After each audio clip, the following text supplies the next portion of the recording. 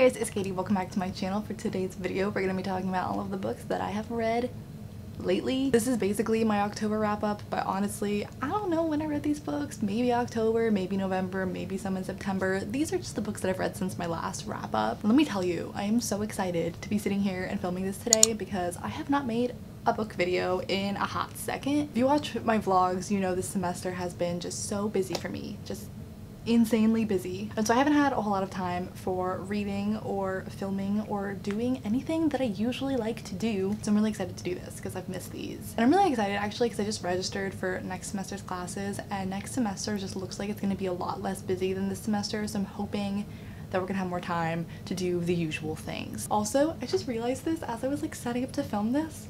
I think it's time that we put Jack the Lantern away. His time has passed, but I don't have anything to replace him with yet. Like, do they even make Christmas trees this size? I don't know, stay tuned. We gotta find something for him. So yeah, even though I was really busy, I did have a 1-week break in the month of October, which I managed to fill with fun reading. So I do have a couple of books that I read for fun, along with some books that I read for class. So let's just get started. The first book that I have to talk about today is The Diviners by Libba Bray. I read this earlier in the month. I think I was like still currently reading this when I filmed my last wrap up, and I finally finished it. I was switching off between listening to the audiobook and reading the physical copy of this book, and if you haven't picked up this series, I would 100% recommend the audiobook. I think that made this experience so much more enjoyable. I haven't really enjoyed Libba Bray's books in the past, so I went into this like very cautiously excited because I was worried I wasn't going to mesh with her writing style again, because that's been my previous experience with her. And I think listening to the audiobook like really helped with that, because I ended up loving this book. I think I gave it a 4 out of 5 stars. It's the first book in a series, and if you don't know what this series is about, basically our main character gets exiled to go live with her uncle in New York City because her parents are kind of just done with her shenanigans. It's set in the 1920s, and there is a serial killer on the loose in New York City, and our main character Evie has this kind of weird power where if she touches the object of someone, she can kind of see their secrets, and so she gets involved with this serial killer investigation and starts touching the objects of the people who were murdered to try and like figure out who's doing all of these killings. It's a super fun book. It's super atmospheric. I love the 1920s as a setting for a book. It just makes it super fun with all of the speakeasies and the flappers and stuff. It's just, I love it. I will warn you, if you get easily annoyed by main characters, you might not love this main character because she kind of got on my nerves sometimes, but at the same time she was like really amusing and I thought she was really funny. I've heard some people say this book was like really scary and they got really freaked out by this, so if you don't like scary things, like it might freak you out. Personally, I didn't think it was scary, but I like scary things. It's just kind of creepy because like obviously with the subject matter of a serial killer. Thank you. Yeah, I really enjoyed this one. I haven't picked up the rest of the series yet, but I definitely want to. The second book that I have to talk about, I read for one of my classes, and I cannot for the life of me find this book. I live in a very small room. I don't know where it went, but it disappeared. It's okay, I didn't like it that much anyway, and that was Herland by Charlotte Perkins Gilman. I didn't hate this book. I gave it a 3 out of 5 stars. I had to read this for my utopian fiction class, and it's essentially a society where there's only women. No men are there. They can like reproduce on their own without men, and they're fully sustained, they're doing all their own work, and it's like very clearly a feminist look at utopian societies, and our main characters are actually these 3 men who stumble upon this society, so we're kind of seeing this all-woman society through the lens of their like patriarchal views. I can 100% like appreciate its worth and everything. It's just, it was a book that I had to read for class, you know? It's very rare that I like actually enjoy required reading, and this one which is kind of for me. But if you really like feminist literature, I would totally recommend this. It brings up a lot of really interesting ideas. It was like a good book to analyze in class and to study, but for fun, not so much, you know? And then I also read a ton of short stories from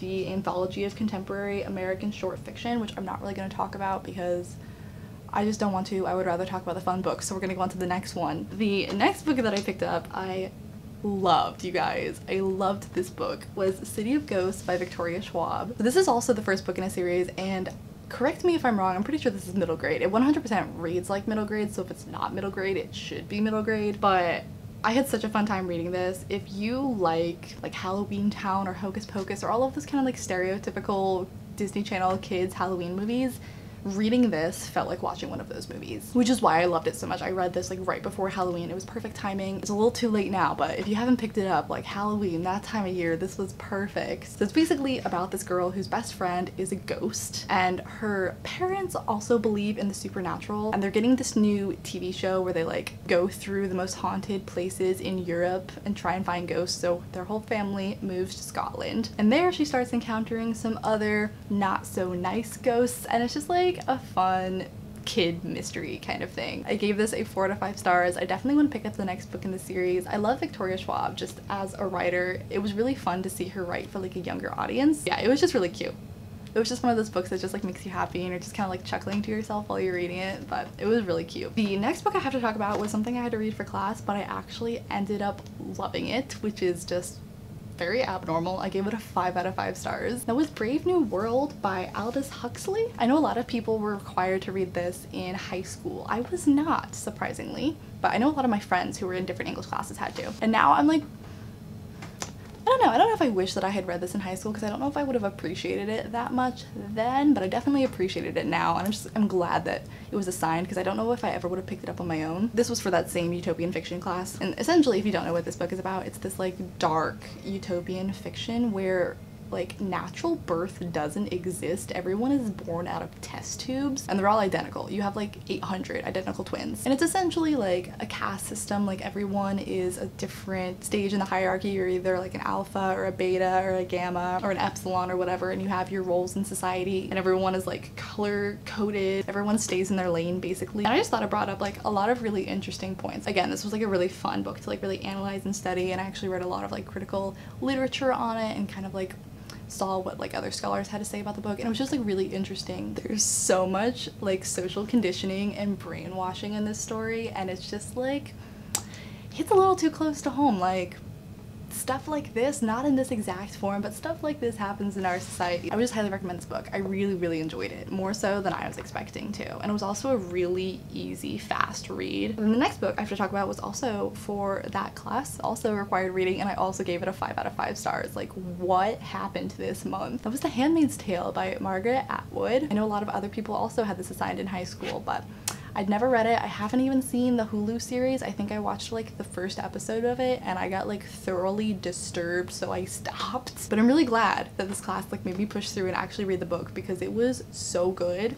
I annotated the heck out of this book. There's so many like highlights and notes and stuff throughout it. Oh, I love the way the Margaret Atwood writes. I want to pick up another one of her books now. It was good. It was also just infuriating to read, as you can imagine. It was just, oh, I got so heated. I got so worked up. I'm writing a research paper on this right now, and I don't even care that it's a research paper. I'm like into it because I'm like, I have a lot to say. So if you don't know what this is about, I'm assuming you do, but if you don't, it's again like another like futuristic dystopian society where the birth rate has gone down like so dangerously low that like no one has been able to have children except like a small part of the population.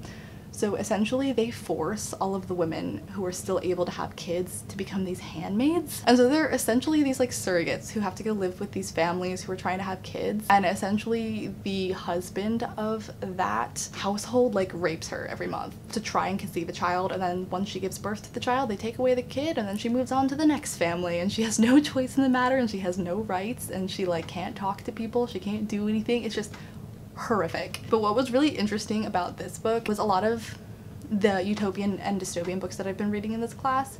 It's like this utopian society or dystopian society is all the characters have ever known. Like it happened a long time ago, and this is just the way it's always been for these characters.